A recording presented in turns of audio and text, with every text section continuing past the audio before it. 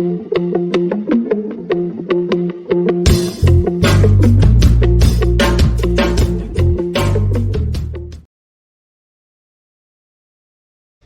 é praticamente o nosso último tópico teórico, né? Vamos falar de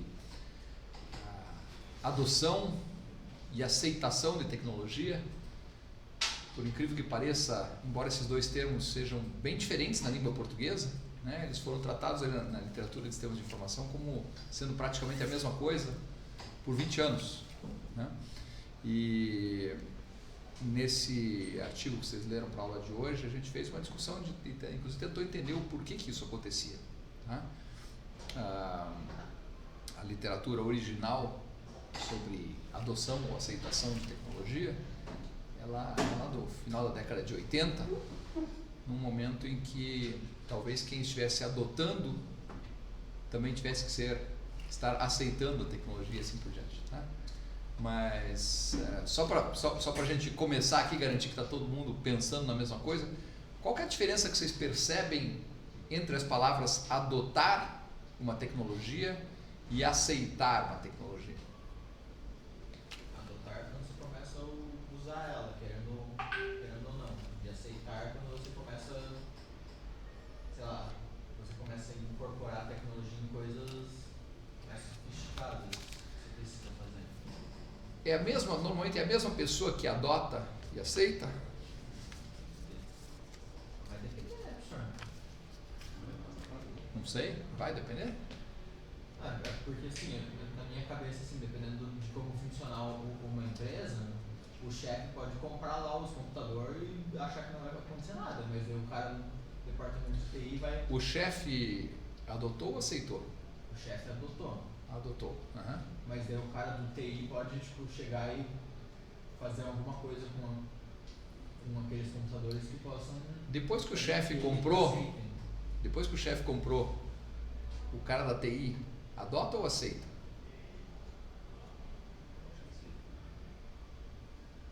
Ele não tem mais o mesmo nível de escolha, né? Tá? Então é mais ou menos isso que a gente vai discutir hoje, tá? Esses níveis de escolha a que a gente está submetido, e que talvez tenha até alguma ligação com a nossa aula anterior, né? Quando a gente falava lá naqueles, lembra que fala os custos de troca, por exemplo? Os custos de troca ocorrem quando a gente já tomou alguma decisão e agora tem que arcar com os custos daquela decisão ou das consequências dela, né? Se quisermos mudar novamente. Então, quem adota em geral está mais livre do que mais livre, tem uma gama maior de opções do que quem aceita, tá? Talvez o aceitar seja algo quase que binário, né? Você podia dizer assim, você pode aceitar ou rejeitar. Nós vamos discutir aqui que não é tão assim, principalmente quando os sistemas forem mais complexos. A gente pode aceitar partes do sistema e rejeitar outras, tá? Para adotar você não precisa aceitar. Oi? Para você adotar você não precisa aceitar ela. Não, a aceitação ela acontece, bom, eu entendo o que você está falando, você podia dizer assim,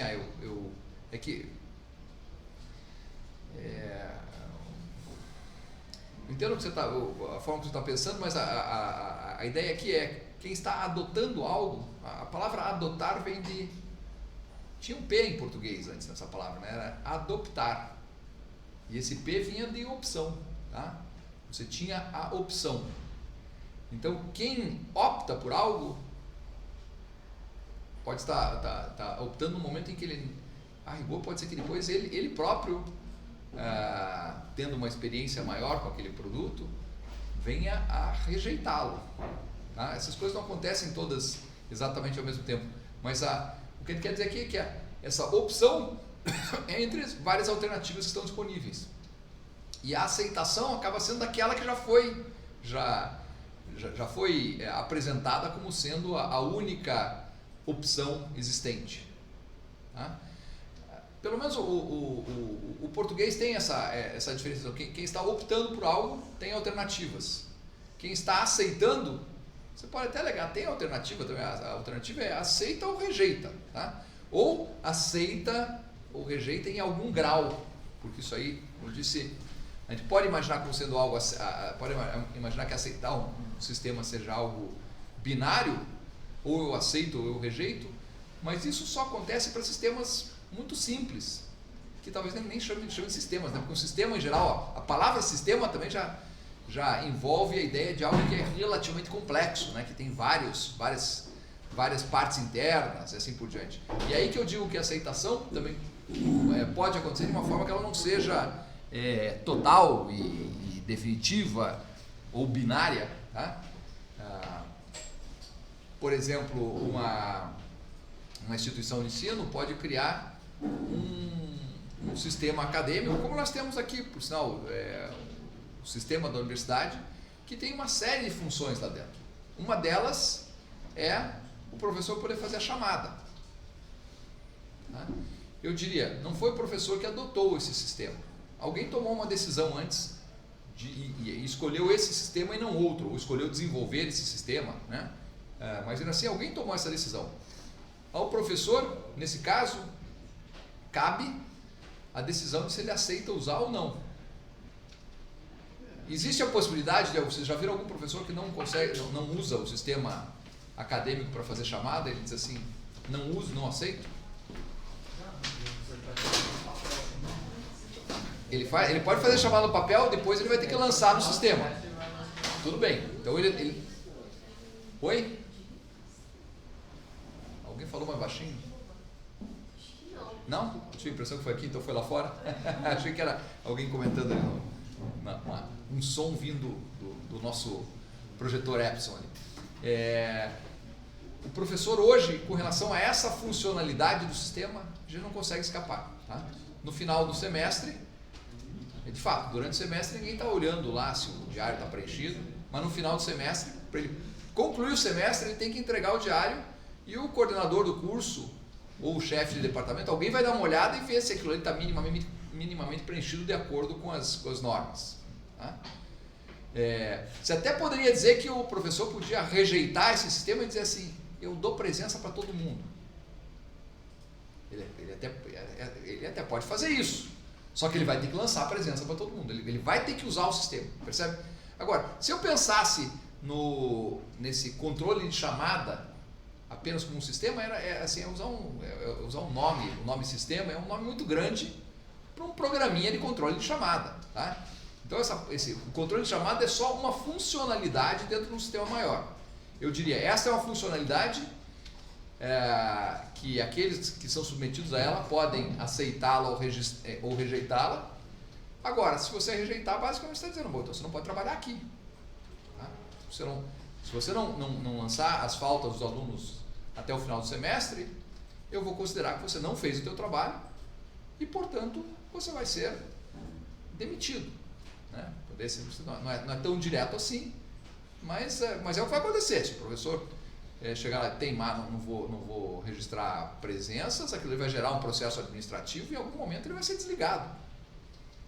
Ou seja, nesse caso, não existe, tá? Nesse caso a aceitação é binária. A decisão que eu tenho é, ou eu lanço chamada no sistema do jeito que alguém definiu, ou eu peço a conta, eu estou fora. Tá? Mas de novo, sistemas são mais complexos que isso. O sistema da universidade tem inúmeras funções, e os diversos professores ou as diversas pessoas que têm que usar esse sistema podem adotá-lo com maior ou menor entusiasmo, inclusive. Tá? Tem partes do sistema que eu nunca vi e que pode ser até que fossem úteis para mim, mas por algum motivo não me entusiasmei ao ponto de... E como não existe uma obrigação de uso, talvez aquelas funcionalidades do sistema, eu posso até dizer que eu não estou mais sendo obrigado a aceitar ou rejeitar. Eu posso inclusive olhar para elas com a possibilidade de adotá-las. Por exemplo, a questão do uso do Moodle. O Moodle, embora ele seja a ferramenta, a plataforma de ensino escolhida pela universidade, alguém a princípio adotou isso aí em nível de universidade, mas ela, para os professores, ela chega apenas como uma recomendação. Vocês devem ter professores que usam inclusive outras plataformas, porque gostaram dela, gostam delas mais do que gostam do Moodle. Não existe uma obrigação. Em outras palavras, notem que o professor, com relação à decisão de se ele vai usar o Moodle ou não, é uma decisão de adoção. Ele pode optar por aquela plataforma, por outra plataforma, ou inclusive por não usar a plataforma nenhuma. Percebe a diferença entre o adotar e o aceitar? Agora, percebe como em alguns casos essas coisas podem estar meio juntas. Então, o professor, ele não adota o sistema de chamada, ele aceita, tá? O professor, por outro lado, adota o portal, vamos dizer, o Moodle como uma ferramenta de uso, ou ele readota, ou ele endossa algo que a universidade já adotou, tá? Mas ele tem mais, nesse caso ele tem mais flexibilidade. Lá para trás, quando se começou a falar em adoção ou aceitação de sistemas, isso era muito importante porque, claro, depois que a empresa comprava um sistema, ela queria que as pessoas usassem, né? Afinal de contas, se você compra uma tecnologia e não usa, é como jogar dinheiro na lata de lixo, né? É melhor não ter comprado, né? Então, quem já adotou um sistema, no sentido de foi lá, tirou dinheiro do bolso e pagou por ele, fez uma escolha, se essa pessoa tem depois uma capacidade de influência sobre outras pessoas, os potenciais usuários, ela provavelmente vai fazer toda a força que ela puder para que as pessoas usem aquele sistema. Vocês concordam com isso? Por que ela vai fazer esse esforço? Que de repente todos nós temos algum chefe, né? Tá?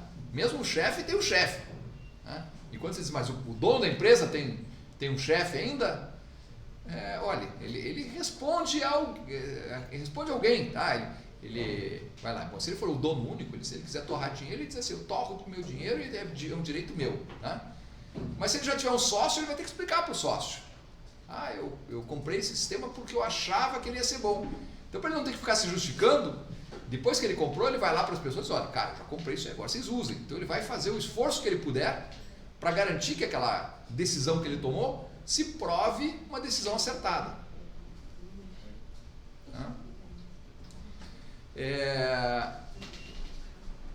Mas os primeiros estudos de adoção ou aceitação usavam essas palavras de uma forma intercambiável, porque eles foram feitos no final da década de 80 com relação ao uso de planilhas eletrônicas, por exemplo. Tá? Os estudos do Fred Davis, que foi talvez um dos primeiros e dos principais estudiosos aí de adoção e aceitação, porque era algo importante para as empresas, que depois que o chefe contratou um sistema, é importante que as pessoas usem, senão ele vai ficar mal na foto, né? O chefe vai parecer incompetente se ele gastou milhares ou milhões de reais ou de dólares em um produto que não é usado, tá? Então todo mundo queria saber, até para poder fazer boas escolhas, tomar boas decisões, queria saber o que eu preciso fazer para que as pessoas, depois que eu adotar um sistema, para que elas aceitem esse sistema, tá? Ou o que eu preciso fazer se eu acredito que uma tecnologia deve ser usada, mas não vou ser eu que vou adotar, se outros vão ter que adotá-lo, o que eu preciso fazer para que essas pessoas adotem essa tecnologia, para que elas escolham, tá? Mais ou menos naquele esquema assim daquele filme Casamento Grego, em que a mãe e a filha ficam pensando de que forma a gente faz, o pai que era um cabeça dura lá, que tudo tinha que ser decisão dele, né? De que forma que a gente faz ele pensar que a ideia foi dele, tá? Então o chefe acha que é o funcionário dele que vai ter que adotar. Ele não tem, por algum motivo, ele está transferindo essa adoção para o funcionário. Mas como é que ele faz para que o funcionário de fato opte por aquilo? Tá? E esses estudos, quando o Fred Davis começou a fazer lá na década de 80, com planilhas eletrônicas, ele estudava situações que eram mais ou menos assim. Era o começo do uso da informática dentro das empresas por pessoas que não eram exatamente da área da informática. Antes disso, só existia informática nas empresas executada por gente de informática lá para rodar os programas da empresa, para fazer folha de pagamento, o que quer que fosse, mas era gente que era contratada para aquilo já. Agora, na hora que o chefe diz assim, puxa, eu ouvi dizer que uma planilha eletrônica pode ajudar um engenheiro a fazer os cálculos da fundação de um prédio mais rápido, porque afinal de contas, ele, em vez de usar um monte de tabelas no papel, ele pode fazer isso aí de uma forma eletrônica. Eu ouvi dizer, mas eu não sou engenheiro, eu tenho uma série de engenheiros aqui na empresa, eu gostaria que eles usassem essa tecnologia, então o que eu vou fazer? Olha, eu vou fazer uma primeira adoção, eu vou comprar um microcomputador com uma planilha eletrônica e vou deixar disponível lá na sala da engenharia. E daí eu vou chegar para os engenheiros que estão lá, todos trabalhando nas suas pranchetas em cima de papel, e dizer, olha, tem uma tecnologia nova ali que eu ouvi dizer que pode ajudar o trabalho de vocês. Só que eu não consigo avaliar isso, eu preciso que vocês avaliem.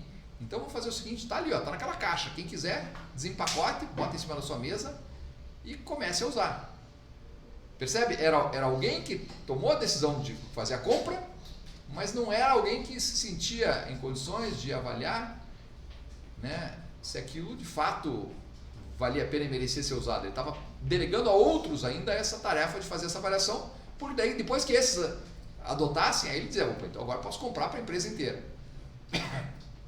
Tá? Então, note que quem estava, o engenheiro que ia ter que eventualmente começar, ou que ia decidir começar a usar um computador para fazer seus cálculos numa planilha eletrônica, ele era não só alguém que ia aceitar usar aquilo que o chefe estava impondo, o chefe não estava impondo para ele.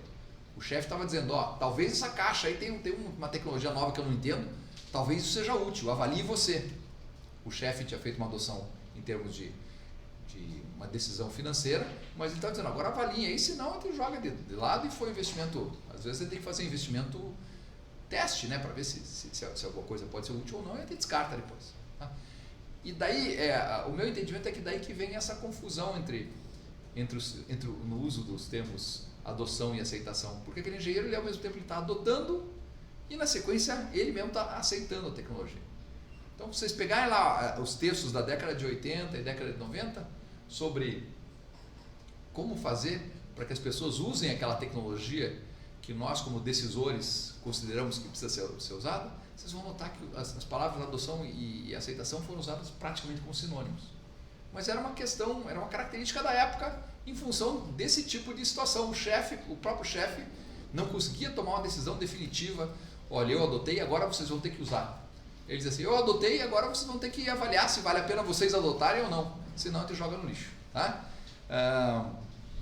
Então essa é a nossa explicação. Agora, o problema de terem usado essas palavras como sinônimo gerou muita confusão para a gente. Até hoje as pessoas falam de adoção e aceitação como sendo a mesma coisa, mas em geral quem está adotando é quem está tomando uma decisão tendo várias alternativas, e normalmente é o chefe.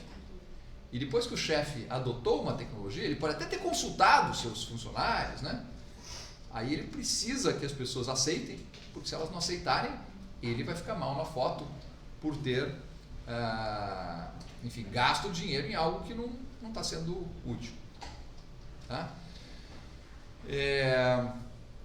Então, nós criamos aqui,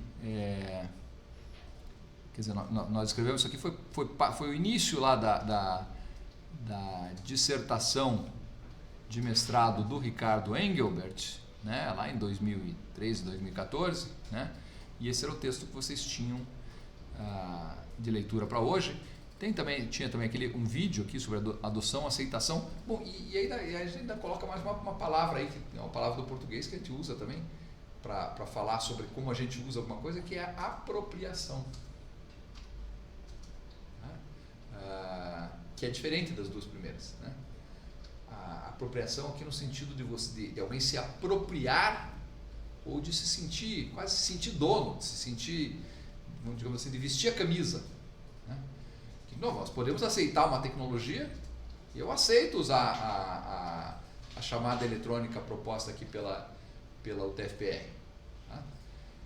Se fosse para eu escolher uma chamada eletrônica, ou se fosse para escolher até o sistema ser desenvolvido, eu já diria o seguinte, olha, agora que eu estou fazendo, que eu tenho metade dos meus alunos assistindo aula online, vocês viram ali a minha dificuldade de fazer a chamada, assim, né? Eu estou sempre fazendo a chamada aqui, mas vejo que o online, ele já me dá uma lista de chamada quase que pronta. Tá? Dá quase vontade de dizer assim para vocês, olha, se conectem aí também, porque daí eu já pego aquela lista. Então, se eu fosse o usuário propondo como desenvolver o sistema de chamada, eu ia dizer, a partir de agora, não preciso mais fazer a chamada. Sistema, faça o seguinte, veja quem está logado e já põe automaticamente lá no sistema de chamada que eu não tenho que me fazer esse esforço. Seria eu como usuário desenvolvendo a solução definitiva para mim, porque mal ou bem a gente ainda perde, né? Pelo menos uns 2, 3 minutos a cada aula para fazer uma chamada que já poderia ser completamente eletrônica. Nós ainda temos uma dificuldade que nessa sala nós não teríamos a dificuldade de vocês entrar e chegar lá na hora da chamada e dizer, olha, agora mesmo quem estava aqui presencial, tá? Entra rapidinho aí no Google Meet lá, só para aparecer seu nome lá, e daí eu aperto um botãozinho aqui, ele puxa direto e tá resolvido, né? Essa seria, vamos dizer, se eu tivesse que adotar uma tecnologia hoje, eu diria assim, eu quero uma coisa diferente do que a gente tem, mas eu não tenho essa opção. Eu vou ter que usar o que nós temos ali como sistema legado, entendendo inclusive que, aliás, em muitos casos, vocês vão passar por esse tipo de situação, vocês estão usando alguma coisa que não é o ideal, mas é algo que foi feito já no passado, o custo já aconteceu lá no passado, já não tem mais custo, não tem exatamente o valor que você gostaria que tivesse, talvez você pudesse pensar num outro sistema que tivesse mais valor para você, mas aquele ali resolve, né? E permite que você continue avançando. Então a gente vai trabalhar muito com sistemas que a gente chama de sistemas legado, né? Ou legados, né? Qual que é o significado da palavra legado em português?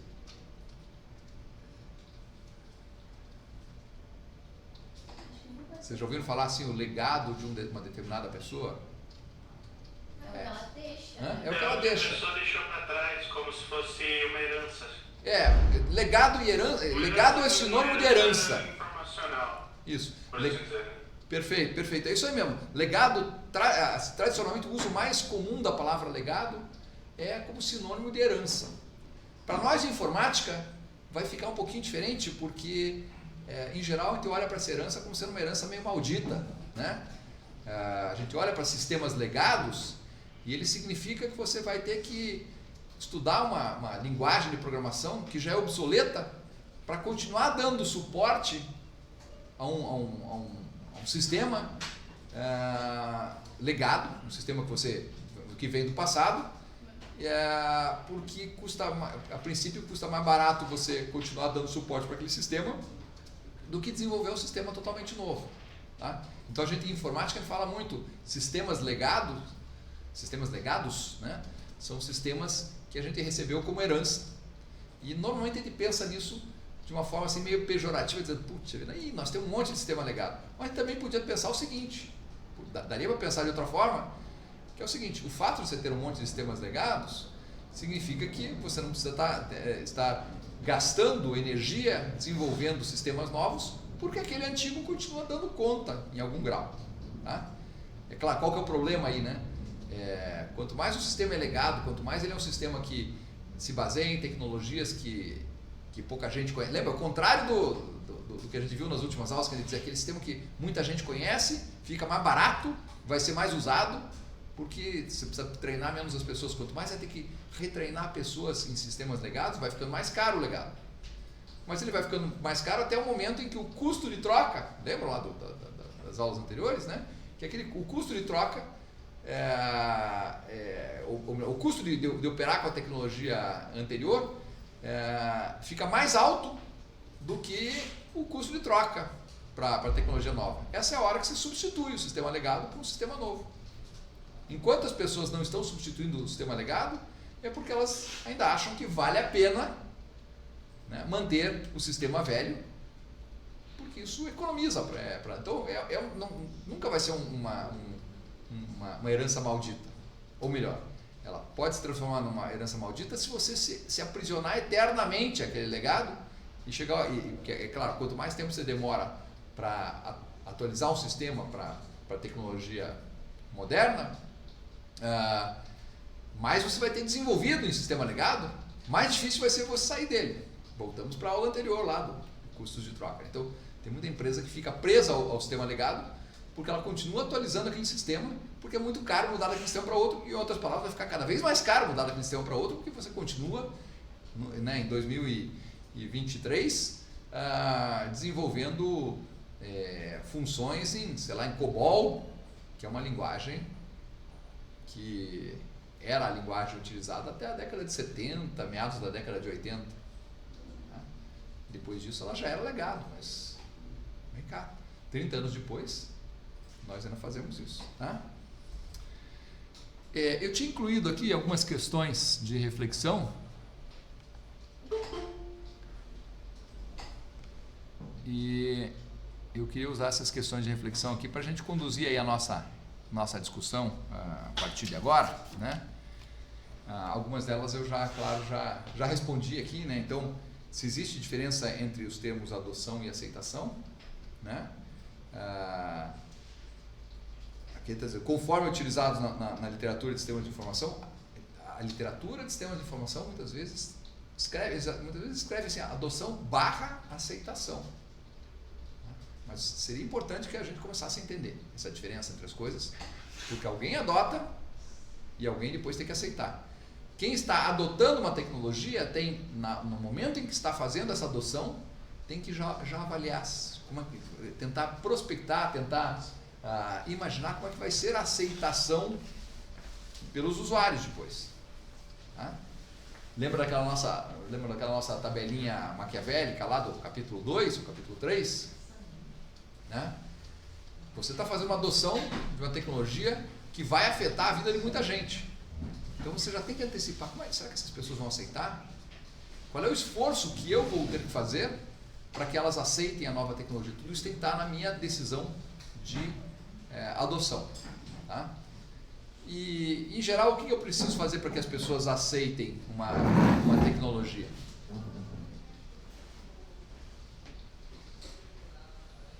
Aqueles de vocês que estiverem aí com o computador aberto na frente na frente de vocês aí, procurem um modelinho chamado Technology Acceptance Model, modelo de aceitação de tecnologia. Esse é o modelo que o Fred Davis, que eu já falei aqui, pensou para tese de doutorado dele, hein, lá na década de 80. Tá? Então agora vocês estão sendo expostos a uma teoria ultra sofisticada, espero que vocês tenham capacidade de entender, que foi a tese do doutorado do cara. Acharam o modelinho? Tem vários aqui. Mas um é o base, tá? Os outros são, tem muita gente que faz adaptações do... Quantas caixinhas tem, professor? Tem uns que tem 15 caixinhas e tem um que tem 4. Tá. Eu vou gostar de 4, que eu acho que o Small is Beautiful. Technology Acceptance Model. Eu estou, obviamente, estou ironizando quando eu digo que... Deixa eu pegar aqui eu acho como tem imagens. Quando eu digo que é uma teoria super complexa, eu vou pegar isso com 4 caixinhas aqui, tá? Cadê? Ih, caceta. Por que ele não tá? Ué, por que eu clico num lugar, ele pula pro outro e... Não sei se eu consigo. Eu vou usar esse modelinho aqui, tá? Pra...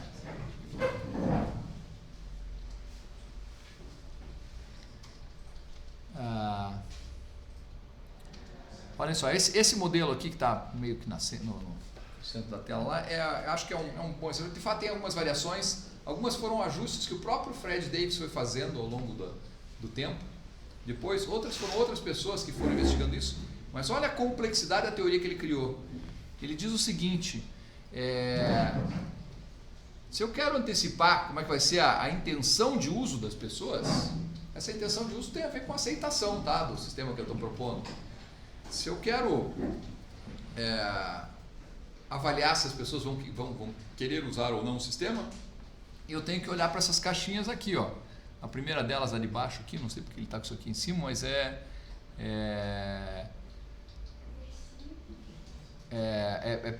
percepção de facilidade de uso. A de baixo aqui, percepção de facilidade de uso, e a de cima, percepção de utilidade. Uma tese de doutorado que chegou à seguinte conclusão: se as pessoas perceberem, quando expostas a uma tecnologia, né, alguém já adotou, e agora ela vai ter que aceitar aquela tecnologia. Se ela olha para aquela tecnologia e diz, é fácil de usar, e ao mesmo tempo ela olha para a tecnologia e diz assim, puxa, e é útil, existe uma grande chance que essa pessoa vai querer usar essa tecnologia. Vejam só, fazer um doutorado não é tão difícil assim, né? Esse é o modelo do Fred Davis, tá?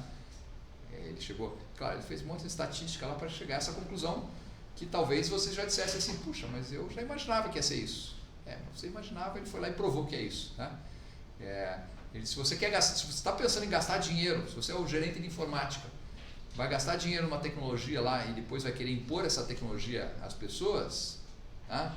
Você quer obrigá-las a aceitar? Notem sempre o quanto ele consegue obrigar a aceitar. Tem coisas que são mais, você pode dizer, olha, ou você faz do jeito que eu falei, ou você está demitido. Por exemplo, a lista de chamada, né?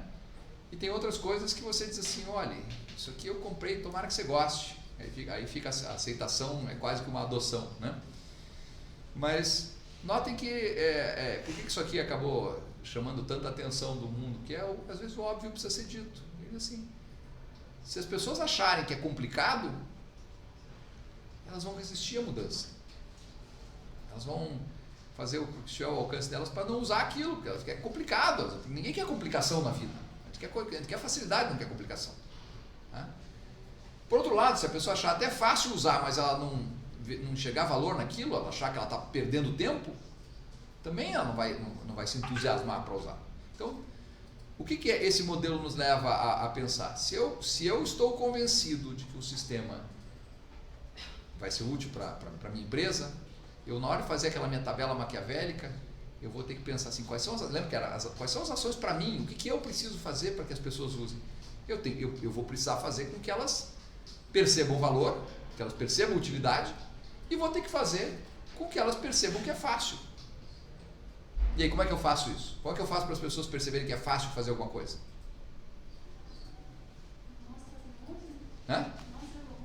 Treinamento, né? Exatamente, eu treino as pessoas.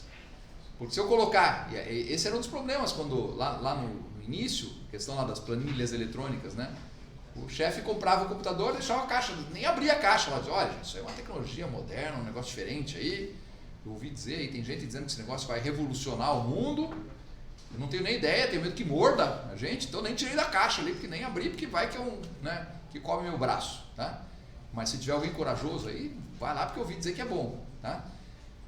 Claro, estou dizendo assim, o treinamento seria o contrário. Olha, comprei, então o chefe, comprei isso aí, eu sei que é algo que é novidade para nós, tudo que é novo, claro, pode gerar alguma ansiedade, mas nós vamos fazer o seguinte, tem um cara lá que já usa, na outra empresa lá, que já usa, diz que é muito bom, e eu contratei ele para vir dar um treinamento aqui para a gente, porque eu quero que primeiro ele mostre por que ele acha que é bom, em outras palavras, por que ele acha que é útil, e depois eu quero que ele mostre para a gente que se é fácil usar, ou pelo menos, né, a gente tem que achar que é mais fácil usar do que, às vezes até é difícil de usar, mas é difícil de usar, mas é muito útil, aí vale a pena, né?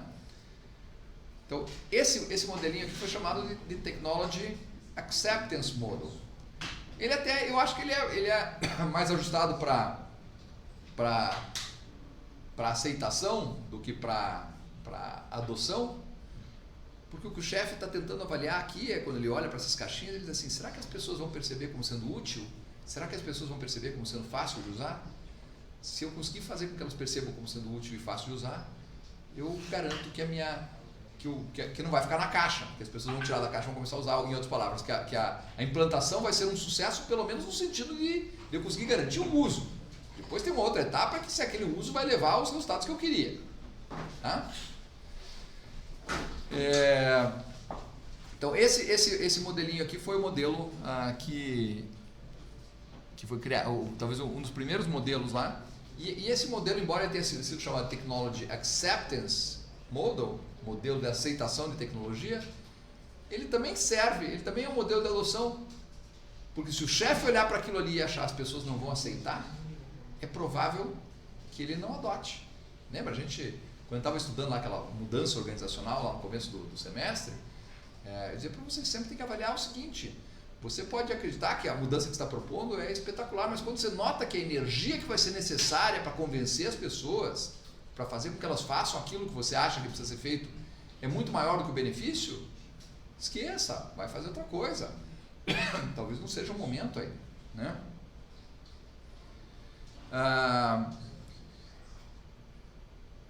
De que modo, a questão 2 ali, de que forma sistemas de uso não obrigatório são diferentes de sistemas de uso obrigatório no que diz respeito ao uso dos termos adoção e aceitação para se referir ao que acontece nos estágios iniciais do uso de tecnologia.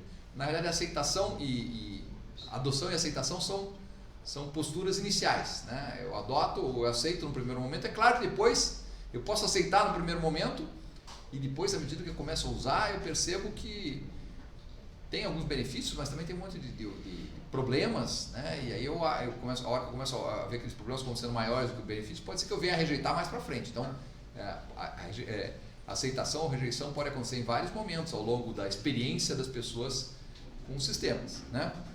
Mas é diferente para sistemas de uso obrigatório ou de uso não obrigatório? O que vocês acham? Quando o sistema não é de uso obrigatório, a gente está falando de adoção, nunca está falando de aceitação. Você não tem que aceitar nada, não é obrigatório. O aceitar ou não é quando tem uma obrigação, tem uma imposição, né? Você aceita ou não algo que está sendo imposto. Mas algo que você vai escolher, então se é de uso voluntário, por isso que lá atrás tinha essa confusão também, né? A planilha eletrônica que estava no computador, dentro da caixa lá que o chefe levou e disse, olha, se vocês quiserem usem. Disseram que pode ser bom. Eles estavam, ali tinha um misto de adoção com aceitação. As duas coisas estavam acontecendo meio que ao mesmo tempo, né?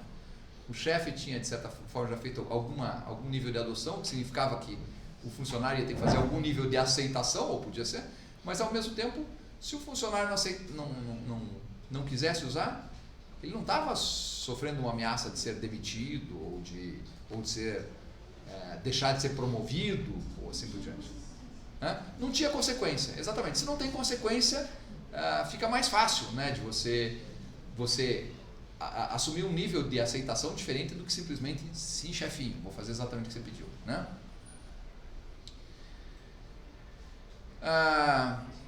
Que estágios ou atividades são destacados na literatura como estando relacionados à adoção, aceitação de TI? Vocês lembram disso aí lá do vídeo? Essa aí vale estrela, para quem lembrar. Ou dá para correr lá rapidinho e...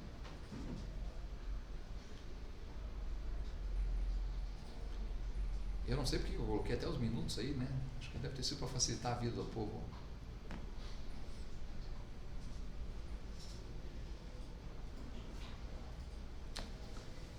Vai lá, eu já deixei aqui o vídeo, eu estava com o vídeo exatamente nesse ponto aqui. Sabe por quê que eu deixei o vídeo nesse ponto?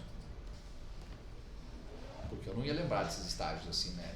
Tá de cabeça, né? Mas basicamente podia ter parado numa posição que eu não tivesse dando biquinho assim.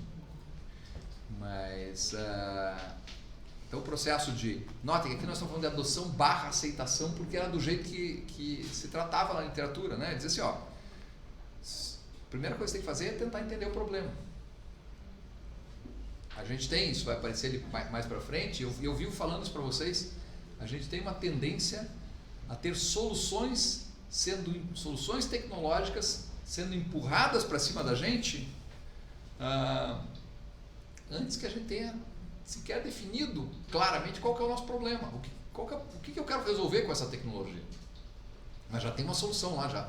O cara da Oracle já está lá batendo na minha porta e dizendo que ele quer vender, que ele quer mostrar a solução da Oracle.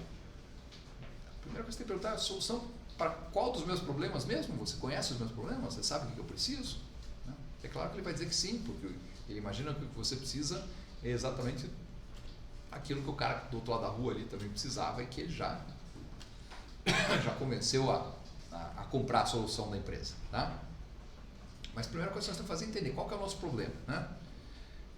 Aí, um segundo estágio bom, então, já que agora está claro para mim qual é o problema, eu vou olhar as alternativas que existem em termos de soluções, de possíveis soluções, e escolher entre elas. Essa escolha pode envolver, se estamos falando de sistemas que já estejam disponíveis no mercado, e que eu posso analisar simplesmente se eles se ajustam ao meu problema, e pode envolver, inclusive, a possibilidade de eu optar por desenvolver um sistema, né, que seja feito especificamente para resolver o meu problema. Tá? Bom, depois que eu faço essa escolha ou adoção, aí eu tenho que apresentar para as pessoas que vão utilizar isso. Notem que essas coisas vocês podem até alegar, não dá para ser uma ordem ligeiramente diferente, vai depender do nível de, vamos dizer, de democracia organizacional em que você está inserido, né? Tem aquelas empresas que não, o cara vai dizer assim, não, o chefe decide e depois ele empurra a goela abaixo da organização como um todo. E vão existir outras organizações que têm uma característica mais participativa, em que o chefe já vai talvez chegar para os funcionários e dizer, olha, nós temos esse problema, pelo menos da forma como eu percebo, o problema é esse, vocês percebem o problema igual da mesma forma que eu, senão vamos reformular o problema, né? Nós temos esse problema, nós temos essas alternativas, e aí fazer essa escolha, né, já baseada vamos dizer, no entendimento de todos. Aí você não precisa fazer uma apresentação posterior, né? Essa apresentação posterior aqui é uma decisão que já foi tomada e que agora você só está tentando convencer os outros de que você tomou a decisão correta. Tá? Tem várias formas da gente tomar decisões no mundo. Tá? Aliás, dá até para, lembrei agora, a gente podia pensar aqui lembra lá daquele autor lá que a gente discutiu lá, as ideias do McKenna, que era aquele autor que falava que você tem que construir um diálogo com o consumidor, usar a sua tecnologia para construir um diálogo com o consumidor, e ele dizia que você devia fazer isso para conseguir fazer com que o tempo até o mercado fosse igual, o tempo até o produto chegar no mercado fosse igual ao tempo até a aceitação pelo mercado. Né? Então, ele já estava dizendo, envolva o cliente desde o início. Eu posso usar esse mesmo tipo de ideia para envolva o teu funcionário, envolva os usuários do teu sistema, né? Até na fase de adoção, não só na fase de aceitação depois. Porque se você deixar para envolver as pessoas só numa fase de aceitação, significa que você vai ter que exercer convencimento sobre elas. É claro que dá para convencer alguém a usar alguma coisa que essa pessoa vai achar que é útil e que é fácil de usar? Dá. Mas até esse momento só você achou que é útil e fácil de usar, né? Vai que na hora que você vai apresentar para as pessoas dizem, cara, Alexandre, isso aí que você comprou um negócio que é útil para você, para mim não é. Né? Eu sei que dentro de uma estrutura organizacional, piramidal e tudo, o Alexandre pode chegar e dizer assim, mas eu sou chefe, certo? Então se é útil para mim, por favor, faça o que é útil para mim, porque é assim que funciona essa empresa. Tá? Pode ser que seja assim, mas vai depender vamos dizer, da cultura organizacional. Uma cultura mais colaborativa talvez evitasse a necessidade desse estágio de apresentação, porque as pessoas já estariam envolvidas com a própria escolha, com a própria adoção. Tá? Aí, uma fase de aceitação, e aqui de novo para voltar àquela discussão de se a aceitação pode vir antes, né, ou depois, né? Aqui, do jeito que nós estamos falando de aceitação, assim, olha, quando eu faço a escolha, eu não conheço todos os detalhes do que, né, tem alguma coisa que está escapando, é só mais lá para frente que eu vou ter realmente acesso a todas as informações que vão me permitir, inclusive, avaliar se aquela decisão que eu tomei lá atrás foi a melhor escolha ou não. Tá? Então, o próprio adotante, a própria pessoa que adotou, pode no momento seguinte não aceitar aquilo, ele percebe que não, isso aqui não resolve o nosso problema, e isso acontece, tem muitas situações em que se toma uma decisão de um investimento numa tecnologia e depois percebe que aquela tecnologia não é a mais adequada. É difícil para o próprio decisor tomar essa decisão, ou reconhecer o erro. Tá? Aliás, eu diria, muitas empresas têm um problema que é justamente depois que o decisor tomou uma decisão errada, as decisões seguintes virem todas no sentido de tentar tornar certa a decisão errada. A pessoa até para ela própria ela sabe, puxa, não era por aí que eu tinha que ter ido, mas já que já fiz isso, como é que eu salvo a minha reputação, como é que eu salvo, né, o investimento que eu fiz? Então existe uma tendência a persistir no erro ao tentar consertar. Tá? E talvez seja mais um motivo para você tentar já envolver mais gente antes, para ter perspectivas diferentes, que te ajude a ter uma melhor decisão, para que você não caia nessa situação de estar errado e depois querer ainda ficar batendo o pé e fingindo para si mesmo que está tudo certo. Quando a gente começa a usar, a gente percebe também que aquela tecnologia não é bem o que a gente precisava, sempre vai ter alguma coisa que ele vai querer diferente, né? Eu, por exemplo, já ia sair adaptando o nosso sistema aqui e dizendo, dá para eu conseguir criar um plugin ali, né, que me permita já pegar a presença de quem está registrado no sistema, já jogar isso direto para dentro do sistema, é a minha forma de mexer num sistema que está em uso e possibilitar a sua adaptação ou transformação. Vocês vão ver que a maior parte do desenvolvimento de sistemas que se faz ainda hoje, ele é muito assim, o desenvolvedor pensa, o desenvolvedor faz e daí ele tenta entregar pronto lá depois para o usuário, para o cliente. É muito tarde, né? Quanto mais cedo você conseguir envolver o cliente, vou voltar no Maquena, né? Quanto mais cedo eu conseguir envolver aquele que vai sofrer as consequências do que eu estou desenvolvendo, mais ele me ajuda a garantir que o que eu estou entregando para ele faz sentido para ele, tá? Então, eu acho que a gente sempre pode pensar nessa fase de adaptação e transformação como sendo um momento em que a gente usa o próprio usuário, o próprio cliente, como massa cinzenta adicional para gerar a versão 2.0 ou 3.0, para melhorar o nosso sistema. Agora, eu posso garantir para vocês que normalmente o que acontece é o contrário, quando o usuário começa a dizer, mas seria melhor que, ou eu preferia que fosse assim, o desenvolvedor pensa, esse cara está querendo me boicotar. Ele não pensa, esse cara está me ajudando a criar um produto melhor. Ele diz assim, esse cara está tentando me colocar para baixo, está tentando dizer que o que eu estou fazendo não está certo. Então, a gente tem um potencial enorme aí de envolvimento do cliente, do usuário, com o desenvolvedor e transformá-lo num co-desenvolvedor. Lembra que ele falou em cocriação, coprodução lá para trás? Nós podemos, já que vocês vão fazer desenvolvimento de sistemas, desenvolvimento de software ao longo da vida de vocês, que tal fazer co-desenvolvimento? Põe o cliente para te ajudar, ele está querendo te ajudar, está disposto a ajudar de graça. Ele não é de graça, ele está querendo te ajudar porque ele quer um negócio melhor para ele. Mas a hora que fazer melhor para ele não é melhor para você, quer dizer, ele não vai ficar mais satisfeito depois, não vai perceber mais valor, não vai pagar mais pelo teu serviço se você conseguir fazer algo que realmente seja útil para ele. Tá? Então pensem nesse momento aqui de adaptação e transformação como sendo um momento, não precisa necessariamente acontecer também só lá no fim, né? Pode ser que você já vá fazendo isso como ciclos anteriores, porque você quer que o tempo até o mercado seja o tempo até a aceitação. Tá? E por fim ali tradicionalmente lá um estágio final de descarte, que é quando o legado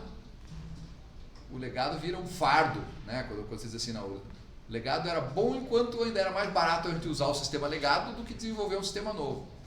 Só que chega uma hora que você diz assim, não dá mais, agora a gente tem que abandonar o legado. Esse é o momento aí do descarte. Tá?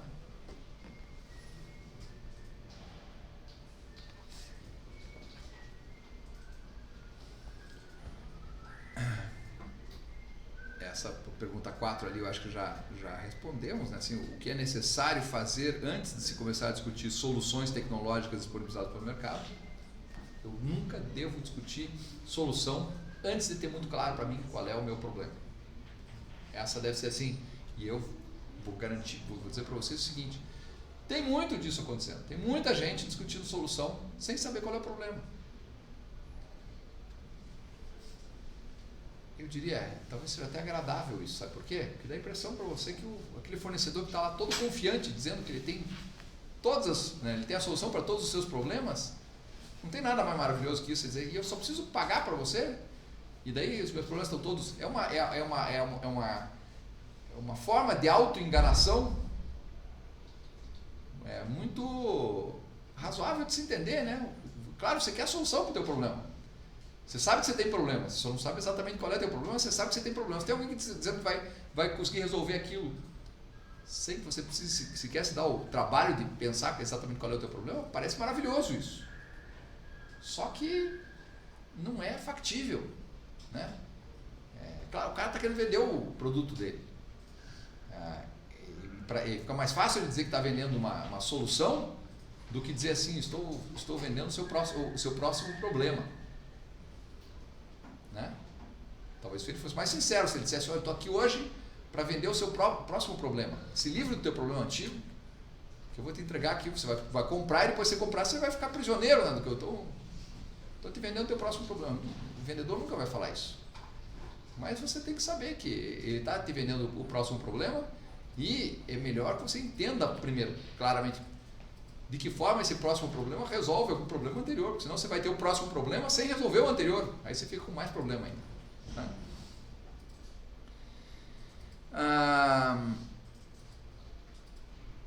Quem normalmente faz a escolha ou adoção de um artefato tecnológico em uma organização? Está falando do chefe. O chefe decide, né? E eu ponho aqui normalmente, por quê? Porque não é necessariamente sempre assim. Tem empresas que são mais hierarquicamente definidas, são os níveis superiores da empresa que tomam decisões e o resto sofre as consequências, mas tem também outras organizações que procuram envolver mais as pessoas, empoderar os seus usuários, por perceberem que decisões tomadas com o envolvimento desses funcionários, dessas outras pessoas, acabam sendo mais robustas, são melhores.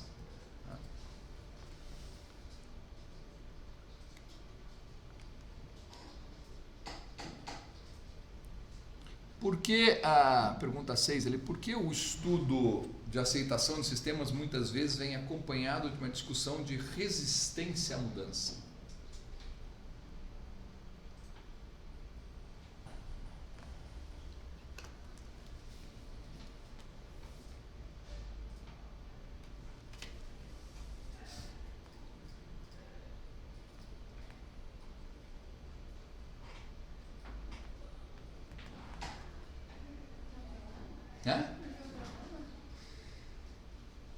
Desculpa, eu não entendi, Isabela.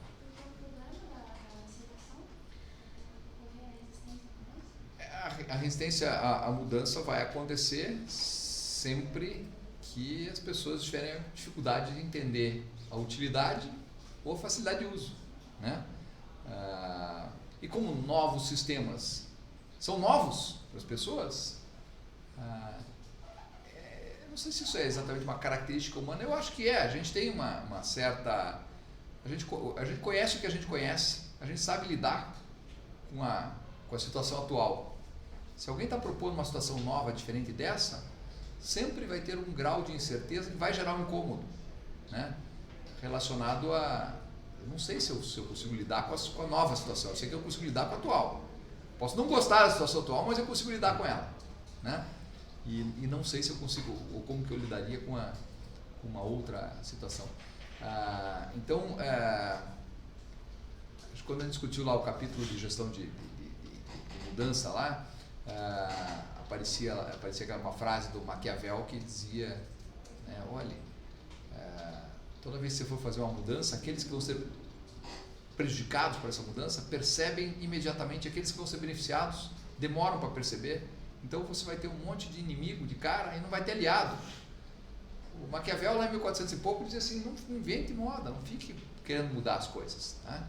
Deixa as coisas do jeito então que é melhor. Conquiste lá, ele está dando um conselho lá para os reizinhos lá, né, da Europa, conquiste lá aquele outro principado, aquele reinado ali, mas depois faz o seguinte, você chega para o reizinho que já estava lá, derrotado agora, e diz para ele, olha, você é um cara, é um bom líder aqui para a região, eu vou te deixar aqui, eu vou colocar o meu filho ali, ou o meu amigo, ele vai ser o vice-rei, tá? Ele vai ficar lá, ele vai ser um primeiro-ministro, ele vai te ajudar, tá? Aí você bota alguém que você acredita lá do lado do cara, para ele não fazer nada contra você, mas deixa ele ainda sendo reizinho lá, porque você muda menos a lógica do lugar, você vai ter menos gente resistindo à mudança que esteja impondo.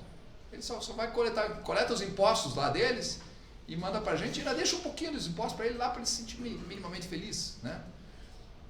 Ele foi derrotado, então ele tem que estar feliz já de você não ter cortado o pescoço dele, né? Mas ele vai ficar mais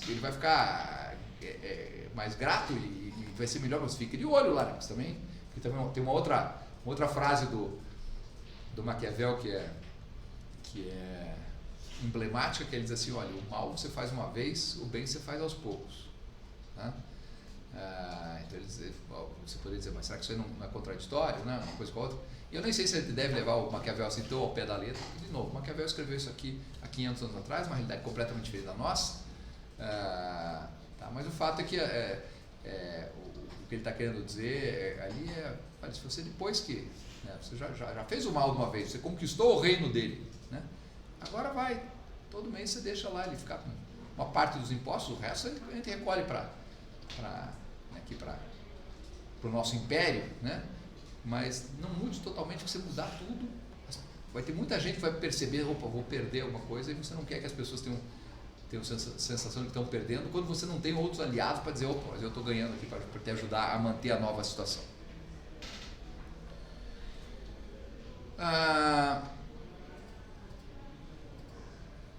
E etimologicamente, isso aqui já foi, né? Qual a diferença entre adotar e aceitar? E de que forma apropriar-se traz um novo significado, a forma como o usuário se relaciona com a tecnologia. Então, apropriar-se, eu gosto de apropriar-se assim como sendo adonar-se, né? Virar dono.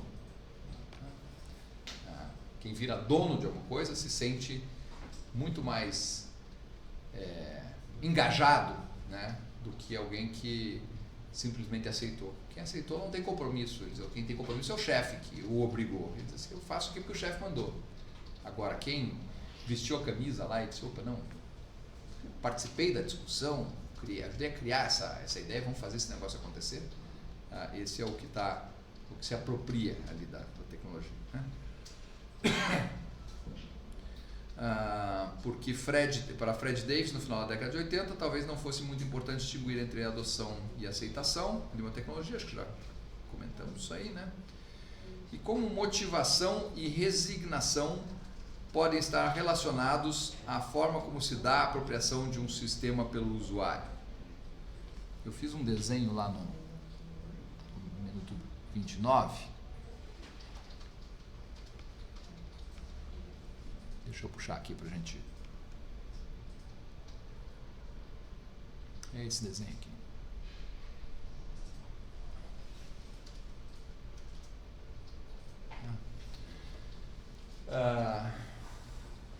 Na realidade, eu fiz o desenho, quem fez o desenho originalmente foi o Ricardo, né?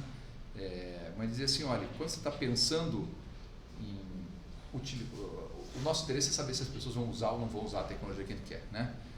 O uso que está lá na parte de cima pode acontecer ou em virtude das pessoas estarem motivadas ou em virtude de elas estarem simplesmente resignadas.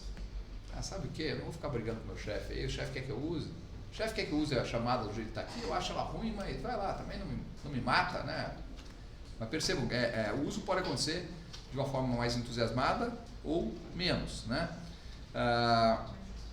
E aqui vamos dizer, na parte de baixo desse desenho, né? O não uso pode acontecer ou por uma questão de resistência mesmo, de rejeição ao sistema ou a funcionalidades dele, ou por falta de conhecimento ou falta de habilidade, né? Essa falta de conhecimento e falta de habilidade são aquelas situações que a gente pode de alguma forma resolver ou reduzir com treinamento, que faz as pessoas perceberem uma maior facilidade de uso ou pelo menos uma menor dificuldade de uso.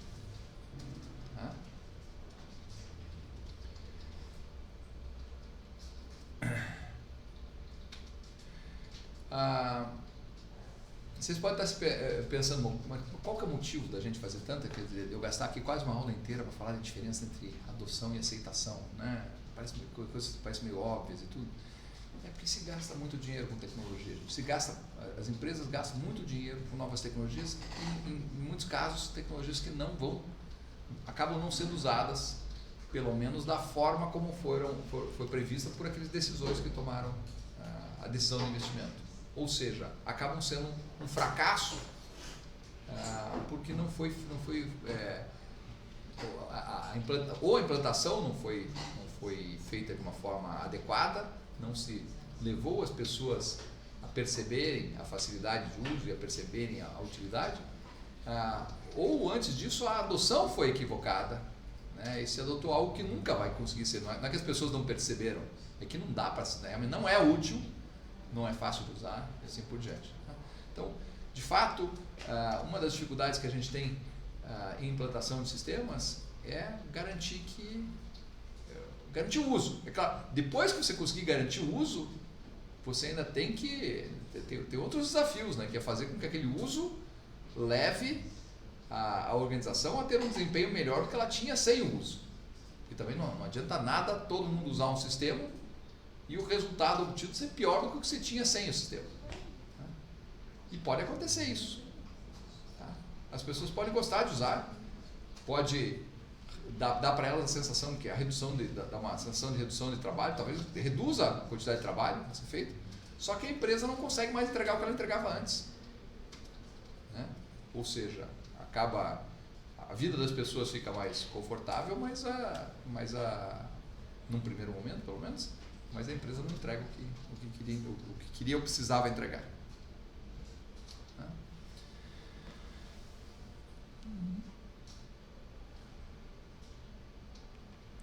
Bom,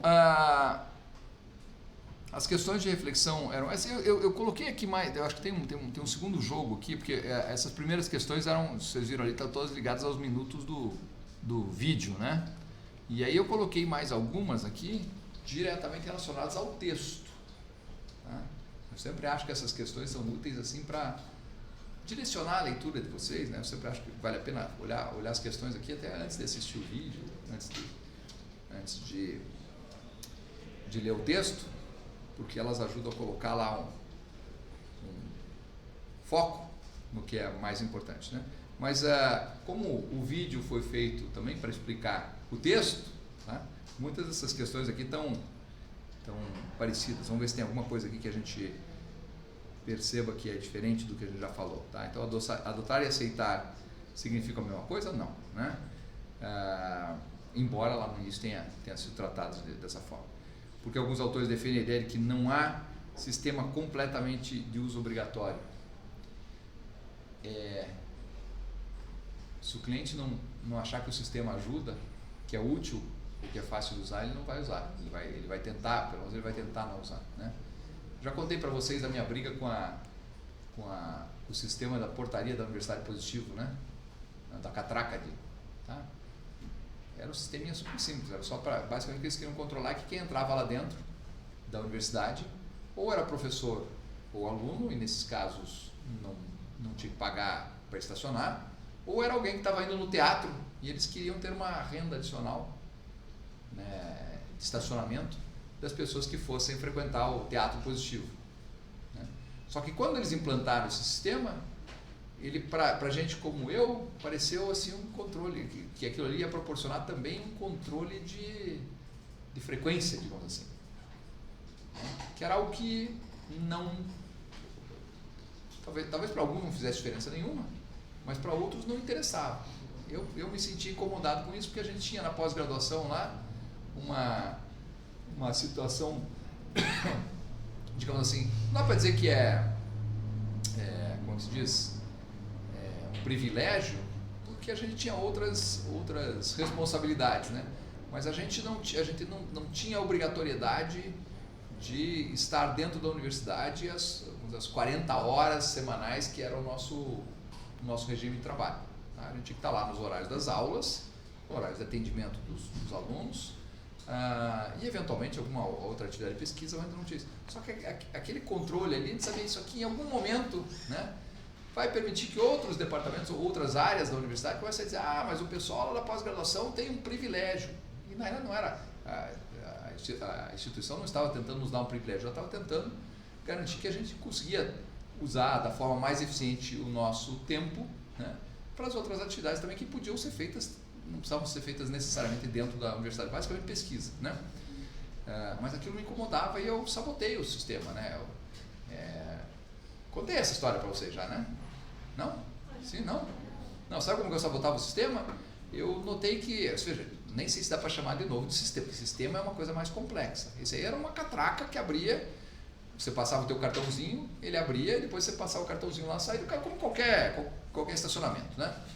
E é claro, para quem estava indo num show, no teatro, não tinha o cartãozinho de aluno ou de professor, aí a pessoa apertava um botãozinho, pegava um ticket, depois pagava no caixa, e aí, eu não lembro se eles recebiam um cartãozinho para sair, eu acho que era isso, daí recebia um cartãozinho que saía, né? E aí o que eu comecei a fazer? Bom, eu não quero que eles saibam a hora que eu estou entrando e saindo, né? Não tem como eu sabotar o sistema completamente, mas eu consigo pelo menos fazer com que eles não saibam a hora que eu estou entrando. Vou fazer o seguinte, vou entrar sempre, apertar o botãozinho, pegava uma fichinha daquelas de alguém que ia pagar depois, só que na hora de ir embora, eu chegava lá com o meu cartão e saía, né? E o sistema funcionou bem por uns 6 meses desse jeito. Ou seja, o usuário que não estava satisfeito com a forma como o sistema funcionava, ou até com, né, fazendo um uso, desenvolvendo a sua própria, desenvolvendo a sua própria versão do sistema, né, criando um sistema alternativo para ele. E eu sei que isso aí funcionou bem por uns 6 meses, talvez até mais que isso, até que um dia, na hora que eu cheguei lá para sair, coloquei meu cartão, eu já vi ali que apareceu na telinha, já apareceu um erro, e o erro dizia assim, saída sem entrada. Sempre tinha alguém lá, um tiozinho lá, quando dava algum problema lá para liberar. Ele não entendeu o que estava acontecendo ali, mas eu já saquei na hora o que era saída sem entrada, né? Alguém deve ter acontecido lá na contabilidade deles, eles começaram a notar, poxa, tem um monte de gente que entra aqui para ir no teatro e depois acho que sai de helicóptero, transforma o carro no helicóptero, o carro entra e não sai, né? E não está aí no pátio, daí o que é? Aí eles devem ter percebido que tinha algum malandro lá que estava fazendo, né? E eles mexeram no código, de novo. É o desenvolvedor tentando obrigar o usuário a fazer o que ele quer. Acabou conseguindo fazer, né? Depois, a partir disso, não tinha mais como... Naquele dia o cara me liberou lá a minha saída, mas a partir da próxima vez ele já sabia que o meu esquema não dava mais. Em outras palavras, o desenvolvedor conseguiu formatar o uso do usuário. Muitas vezes a informática é desenvolvida dessa forma, tá? Ela é desenvolvida para que o usuário não possa fazer nada diferente daquilo que o desenvolvedor quer que ele faça. Tá? Tem casos em que isso inclusive é o que se espera, né? Tem casos em que, até por uma questão de segurança, o que for, você diz assim, não, o usuário desse sistema não pode fazer diferente do que eu defini. Meu pai tinha gráfica quando era criança, e eles tinham uma guilhotina para cortar papel, né? Que é para cortar assim, quantidade de papel, assim, pilha de papel dessa grossura, assim, tipo, chegar uma facona, uma faca que descia ali em cima e cortava, né? E deve ter acontecido em algum momento algum acidente, né, de alguém esquecer o braço ali embaixo e com certeza ele levava o braço assim fácil, né? Aí o que o desenvolvedor fez para garantir que o usuário nunca ia esquecer o braço dele lá, ao invés de deixar a pilha de papel, braço, dedo, sei lá o que, né? Ele fez o seguinte, olha, você põe lá o papel que você quer cortar lá embaixo tudo, e depois você tem 2 botões que você tem que apertar, um aqui e um aqui, dos 2 lados. Se você não apertar os 2 ao mesmo tempo, não desce a lâmina. Você eventualmente esquece o pé, né? Pô, mas daí o cara tem que fazer uma arte, né? Mas sabe o que o pessoal fazia? Eu estou dizendo, o desenvolvedor nunca se acha muito esperto, né? Porque o usuário, se ele não comprar a tua ideia, se ele não achar que aquilo... E de fato, por que o cara vai dizer que ele quer fazer diferente? É porque se ele está cortando muito papel um atrás do outro, ele, para ganhar velocidade, é mais lento se ele tiver que fazer aquilo lá e depois tiver que vir com o dedo. Ele quer já aproveitar esse braço para tirar aquele de lá, botar para o canto, já puxar outro, botar e apertar aqui. Ele quer ganhar tempo, né? Então o que o povo fazia? Pegava aquele botão, eram 2 botões, eu lembro que eram 2 botões vermelhos, um de cada lado. Assim. O botão vermelho aqui de um lado, e eles punham, sei lá, um pezinho em cima, né? E aí voltava a ser um botão só, e aí voltava a correr o risco de perder o braço, né? Mas, de novo, é o usuário, o desenvolvedor querendo obrigar o usuário a fazer uma coisa e o usuário querendo dizer não, eu não quero trabalhar desse jeito. Tá? Oi? Quem disse que eu quero ficar com o meu braço? Não? Se eu perder o braço, os caras vão ter que me pagar. Vão. Mas enfim.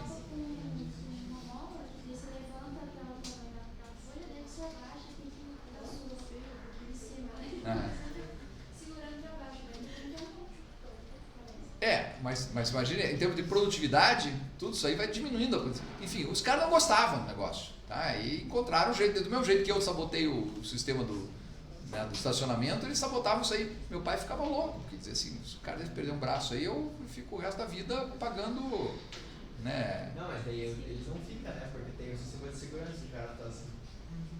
Não sei, mas enfim, mas o fato a questão é, nunca pense que o usuário vai fazer o que você quer que ele faça, né? Começando a fazer o contrário. Em sistemas simples você consegue obrigar, mas nota que também, e não queira isso também, tá? Porque na maior parte dos casos, se você estiver criando realmente um sistema mais sofisticado, quem é que diz que você como desenvolvedor é quem sabe? O usuário sabe mais que você, tá? Claro, você sabe programar, você sabe desenvolver o sistema, só que o usuário sabe o que ele precisa. Tá? Então, você querer criar um sistema rígido que obriga ele a fazer do jeito que você quer, você torna esse sistema, ele fica tão engessado que se muda um pouco o mundo, né? Se mudam as condições ambientais, se muda o ambiente, você vai ter que refazer o teu sistema inteiro para que ele volte a ser útil. Então, sistemas tendem a dar ao usuário uma flexibilidade de uso razoável na maior parte dos casos, até porque o usuário ele desenvolve a sua própria aplicação, o seu próprio uso, né? E na realidade é isso aí que a gente deixou para o artigo que vocês vão ler para a próxima aula. Esse artigo aqui é para além da aceitação de TI, né? A propósito, eu descobri o seguinte, esses dias, não sei se eu comentei com vocês aí, mas esses dias eu estava precisando escrever um texto para abertura de um congresso que a gente vai fazer agora em agosto, enfim, escrevi um negócio, eu achei que meu inglês estava assim talvez estivesse meio quebrado. Aí eu cheguei lá para o ChatGPT e disse para ele assim, você pode dar uma ajeitada no meu texto? Puxa, ele deixou redondinho, deixou muito bonito, né? Então, não sei se dá para vocês pegarem esse texto aqui inteiro, dizer para o ChatGPT, você pode traduzir isso aqui para mí? Não sei. Isso eu não fiz, porque eu não traduzi, né? Eu fiz do inglês para o inglês mesmo. Mas daqui a pouco, para aqueles de vocês que estão com dificuldade aí para ler os textos quando eles aparecem em inglês, façam essa experiência aí, veja, de repente ele sai bonitinho lá do outro lado, já melhor do que o Google Tradutor, não duvido. Tá? Mas para a próxima aula, vocês vão trabalhar com esse texto aqui, para além da aceitação. Porque depois que aconteceu a aceitação pelos usuários, aí você começa a dizer, como é que eles estão usando isso aí? E o que nós descobrimos o usuário, à medida que ele vai usando o sistema, ele vai criando suas próprias modificações, né? E essas modificações, ele modifica o sistema para o uso dele. Mas tem uma série de outros usuários, né? Às vezes centenas, milhares de usuários daquele sistema, cada um modificando para o seu próprio uso. Se o desenvolvedor for um pouco esperto, ele pensa o seguinte, e ainda mais agora que nós fazemos praticamente tudo que nós desenvolvemos e fica em rede, né? Fica em rede, fica na nuvem, se eu como desenvolvedor monitoro a forma como o sistema está sendo usado, primeiro eu posso aprender, aqui está o Alexandre tentando me enganar, deixa eu evitar que ele faça isso. Se eu tiver assim de má vontade com o mundo, eu vou achar que o cara está sempre tentando me enganar. Às vezes ele está, né? Mas tem outros casos que vai dizer assim, puxa, os meus usuários estão usando isso aqui diferente do que eu tinha planejado. Por que será que é? Você pode aprender com o teu usuário e melhorar o teu sistema com base nas ideias que os usuários estão, com a criatividade deles. Então, acredito muito nessa possibilidade hoje de você fazer co-desenvolvimento com o usuário. E co-desenvolvimento, assim, olhe como é que o usuário está usando e em função da forma que ele está usando, você defina o que você vai programar na sequência. Diga aí, Isabel. Isso foi o que o Facebook fez com a Marketplace, né? Na verdade, o Mercado Livre fez isso com o Marketplace. Quem que se falou? O Facebook com o Marketplace. Lembra aquele vídeo que vocês assistiram do Mercado Livre esses dias? Tá? Naquele vídeo o Mercado Livre, ele fica olhando a forma como as pessoas querem usar, os nós em pingo d'água que os usuários estão fazendo lá para usar de uma forma diferente. Ele diz, esse cara tem uma ideia legal, vamos resolver isso aqui para ele, né? No Facebook eu não sei de que forma. No Facebook antes não tinha onde vender coisas. Aham, Tem. tá. Era só para vender coisas. Por isso que, é 500 pessoas fazem grupo de vender. Aham. Aí eles percebem, pô, estão fazendo grupo para vender, então por que eu já não crio essa funcionalidade, já que existe essa demanda, né? Então eu diria assim, fiquem como desenvolvedores, fiquem abertos, olhem para o usuário não como alguém que quer passar vocês para trás ou que quer de alguma forma sabotar o teu sistema. Né? Em geral, eu tenho que admitir aqui, o meu uso do sistema de estacionamento lá era sabotagem mesmo, né? Era assim, sabotava o sistema, não sabotava no sentido, se eu imaginasse que estava causando algum dano, né, ao patrimônio da universidade, não ia fazer, né? Mas era uma forma de evitar, de usar do jeito que eu queria e não do jeito que eles queriam. Mas em muitos e nesse caso era um interesse próprio, né? Mas tem muitos casos assim que, por exemplo, professores, o texto que vocês vão ler para a próxima aula, ele é o estudo da implantação de um portal educacional da Universidade Positivo, né? E quem que entende mais de como dar aula? Os professores ou os programadores? Ou o próprio, sei lá, o reitor, sei lá. Porque a gente também pensa assim que programador é quem está definindo. Não, o programador ele segue o que você quer, ele vai. Muitas vezes o programador é só um tomador de pedidos, né? O desenvolvedor é alguém que teve uma concepção maior. Lá no grupo positivo, vamos dizer, a alta administração era gente que tinha começado com um cursinho na década de 70, aí foi criando, do cursinho chegou até o jardim de infância, né? Fazendo uma escola super bem sucedida.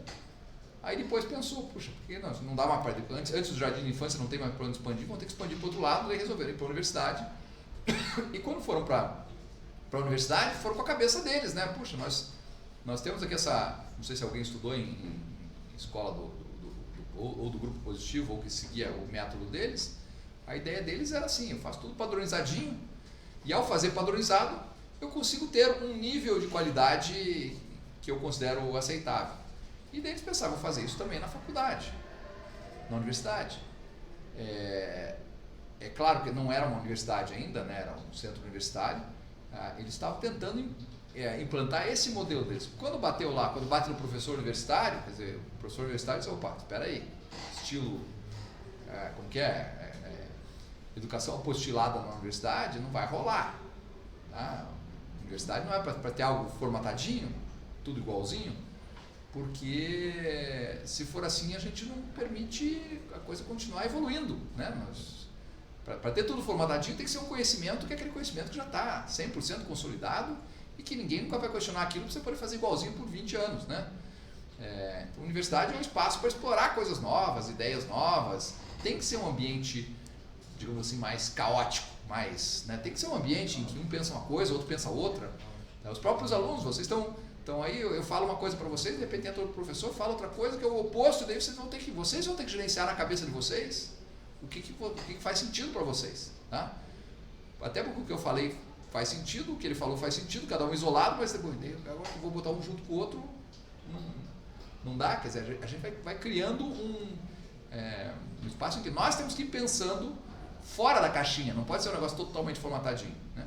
E eles queriam um negócio formatado, tá? Então o portal acadêmico da Universidade Positivo, ele chegava a prever, para vocês terem uma ideia, que era assim como se tivesse, tem um Moodle lá. Bom, primeiro todo mundo usa o mesmo sistema. Eu até acho que a gente devia usar o mesmo aqui, tá? Porque eu acho que facilita, assim, pelo menos o portal ser o mesmo para todo mundo. O portal, assim que eu digo, onde vão encontrar o material, isso é melhor do que ter um professor no Classroom, no Moodle da INF, outro no Moodle institucional, você não lembra mais nem senha do que, né?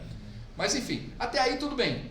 Mas daí ele chegava assim, toda aula do professor, cada aula vai ter que ter, lá no portal, vai ter que ter, eu nem lembro exatamente quais eram as funções todas que tinha que ter, mas uma das coisas que sempre vai ter que ter um arquivo anexado.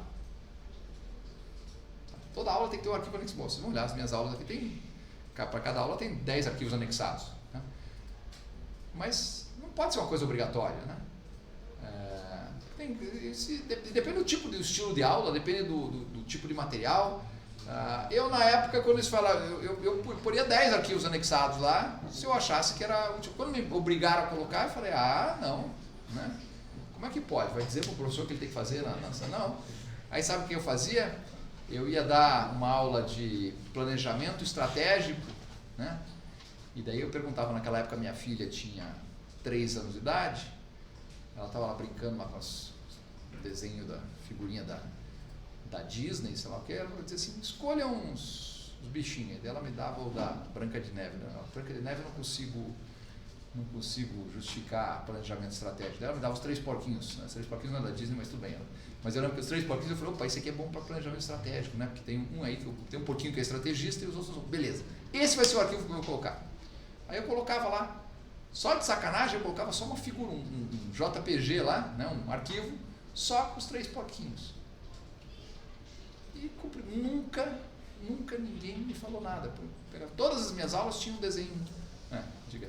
Alguém confere o material dos professores? Não sei. Se confere, se olhavam o material, fingiram que não olhavam, no meu caso, né? Porque ninguém veio me perguntar. Eu fiz de propósito, eu queria que alguém viesse algum dia me perguntar por que estavam os 3 porquinhos ali. Eu ia dizer, você assistiu a aula? Não, então no semestre que vem você vai lá assistir a aula e você vai saber por que estão os 3 porquinhos lá. Né? Ele não vai saber também. Não, ia saber, porque obviamente para os alunos eu falava, né? Qual era, enfim, eu criava, às vezes tinha que ser criativo, dava muito mais trabalho do que colocar um arquivo, mas olha o problema que ele gera para o professor, colocar um material, né? Eu posso assumir aqui o risco de,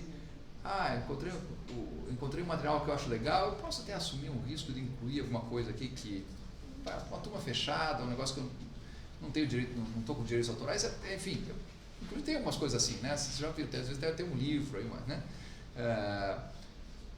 Eu posso assumir esse risco, mas por outro lado eu não quero que a universidade se a universidade me disser para fazer isso, eu vou dizer, não, isso eu não posso fazer. Eu assumo, sabe? A gente erra, mas a gente é um risco calculado, né? Diz assim, isso, eu vou fazer, mas sou eu que estou tomando decisão agora. Se me disserem, você vai colocar algum material que você não tem direito autoral, eu falei, de jeito nenhum, né?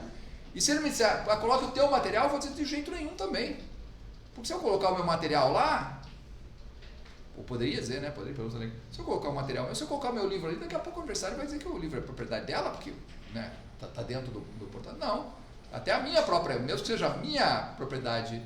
Em outras palavras, eu queria criar bronca com eles, né? E aí eu fiz, nunca reclamaram, nunca falaram nada. Mas formatavam, percebe? É uma forma de formatar e fazer tudo ficar igualzinho, então fica um negócio meio pasteurizado. Aliás, o motivo para dizer assim, escolhi os personagens da Disney, porque vocês transformaram isso em uma Disneylândia, né? Quando fica tudo, um lago bonito, né, uma ponte bonita em cima do lago, uns prédios bonitos, e um monte de aula tudo igualzinha, né? Como é que ele vai ensinar esses alunos a pensar? Vai ser fácil, né? Mas era assim, percebe, a visão do professor, e eu não estou dizendo que a visão deles era errada, tá? São diferentes perspectivas de mundo, mas na universidade é um lugar para ter todas as perspectivas, e daí depois vocês vão escolhendo o que vocês acham que faz sentido para vocês, né? O que não dá é para ser só a perspectiva do diretor, do dono lá, dizer, não, aqui todas as aulas vão ser nesse formato, exatamente nesse formato, porque daí matou a diversidade que é tão importante dentro da universidade. Tá? Então, nossa leitura para a semana que vem é esse segundo artigo ali, que também foi... Bom, se o Fred Davis, que é o Fred Davis, um dos autores mais citados de sistemas de informação, né, de todos os tempos, fez uma tese de doutorado em que ele dizia para a gente, olha, gente, você tem que prestar atenção para o fato de que se você quer que um sistema seja aceito, ele tem que ser útil e tem que ser útil, ou pelo menos parecer ser útil, né? E tem que ser fácil de usar ou parecer ser fácil de usar, tá? Então, se ele conseguiu com essa tese aí fazer a gente refletir sobre um monte de coisas, eu acho que a nossa pequena contribuição, aí vocês vão notar esse trabalho do Ricardo ali para transformando o usuário num desenvolvedor da sua própria solução, é muito bacana, porque ele mostra o quanto o desenvolvedor poderia aprender com o próprio usuário. Não foi o que aconteceu lá, tá? A ideia era, o desenvolvedor sempre achava que o professor estava tentando sabotar a catraca, né? Sabotar a cancela da portaria.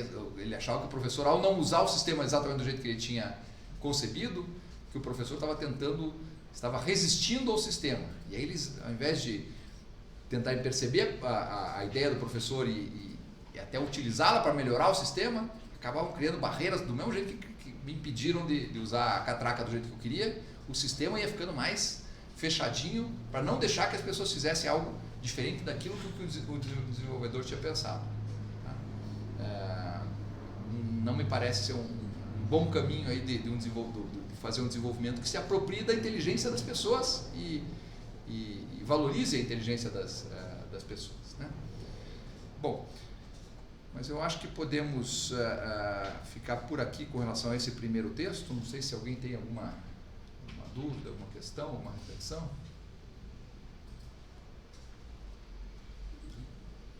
Vocês estão cansados no final do semestre já, né? Então, dúvidas que eu tenho, o projetinho de vocês está bem avançado?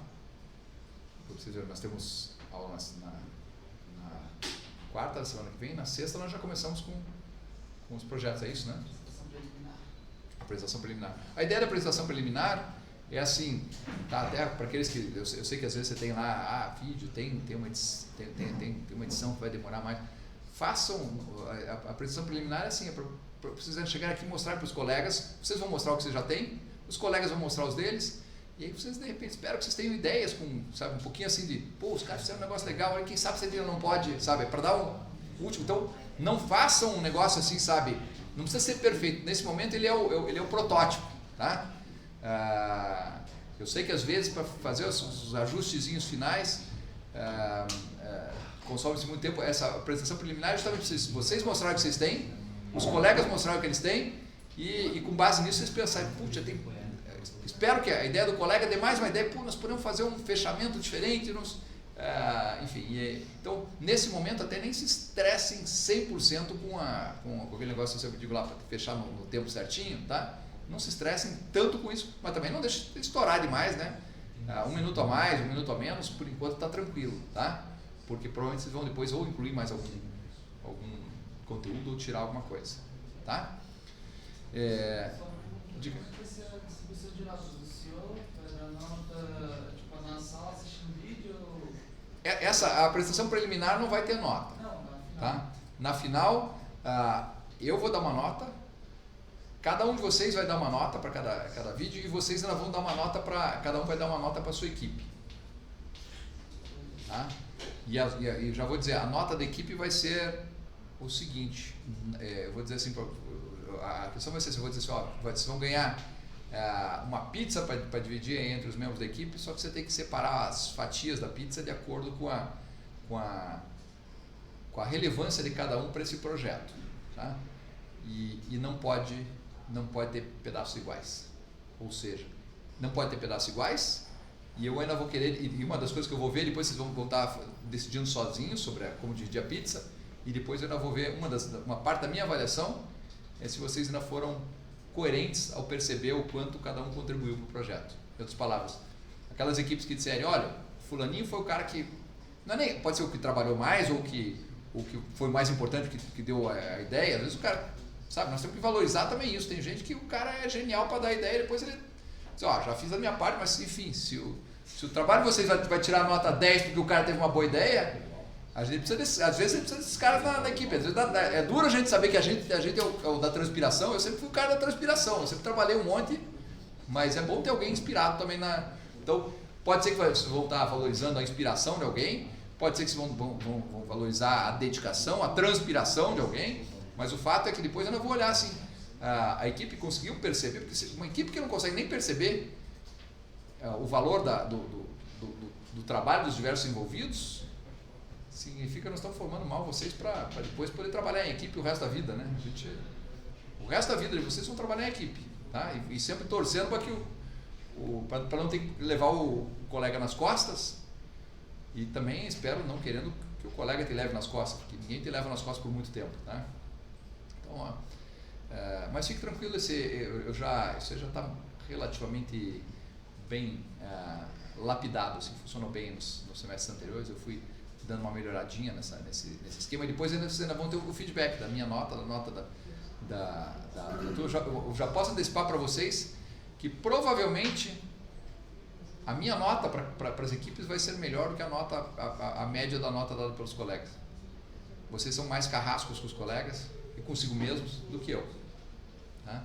Não estou dizendo aqui para vocês inflacionarem as notas não, mas nos semestres anteriores, sempre eu ia ver, pô, mas eu dei uma notaço para essa equipe, agora eles mesmos e o resto da turma não gostou. Tá bom, então vamos adiante. Tá bom? Deixa eu fazer uma chamadinha. Professor, Oi. e as notas do Kahoot? As notas do Kahoot, para ser bem sincero, eu queria ter trazido hoje para vocês já, sabe?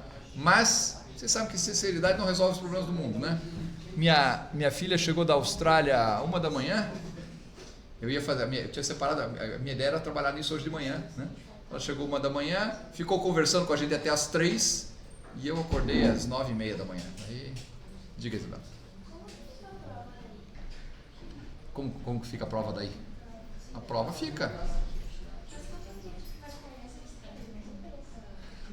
A prova vai ter. Bom, vocês têm aí quantos capítulos aqui? 11 capítulos. 11, a gente não teve capítulo 6, então são 10 capítulos do livro. Tem mais uns textos como esse aqui, né? Provavelmente o que eu vou fazer para a prova vai ser o seguinte: vamos supor que ele tenha lá 15 unidades de 10 capítulos do livro, mais, por exemplo, essa aula de hoje, mais a aula do jogo da cerveja, tem umas coisas assim, né? Vamos dizer que ele tenha 15 unidades dessas. Eu vou fazer uma pergunta abrangente sobre cada capítulo e vou dizer para vocês, bom, se vocês tiveram 15 unidades, escolha 10 para responder, tá? Questões abertas, não precisa ter, né, não precisa, de novo, para quem está fazendo certinho, tá? E eu posso garantir para vocês que o Kahoot mostra bem se as pessoas, quem está fazendo certinho. Eu sei que tem gente que às vezes se estressa, e tem gente que às vezes tem um problema técnico ali que dificulta, mas o Kahoot pelo menos mostra quem está levando a sério. E em geral eu gosto dessa turma que você vê, quando eu brinco, eu sempre digo lá, eu vou esperar entrar o 35º no Kahoot. Gente, entra 35 no Kahoot, isso é bacana, sabe? Se estão os 35 no Kahoot, significa que ninguém faltou. Quer dizer, tem uns 5, 6 lá, mas esses estão fora já, tá? Esses 5, 6 que nunca vieram, tá? Esses não tem prova para eles. Então, meu amigo, você não assistiu nenhuma aula, eu tenho controle né? Eu acho assim, muito importante isso aqui é vocês irem fazendo a leitura ao longo do semestre, tá? Não é uma leitura de véspera de prova. E a prova, inclusive, é uma possibilidade, assim, para alguém que diga, cara, o meu Kahoot não está, eu acho que o meu Kahoot não está representando o meu esforço, o meu aprendizado, eu quero fazer a prova. Mas é bem provável que só tenha uns 3 ou 4 de vocês que queiram fazer a prova. Nunca tive mais do que 3 ou 4. Tá? E já tive semestre que ninguém fez prova. Se não me engano, o semestre passado foi assim.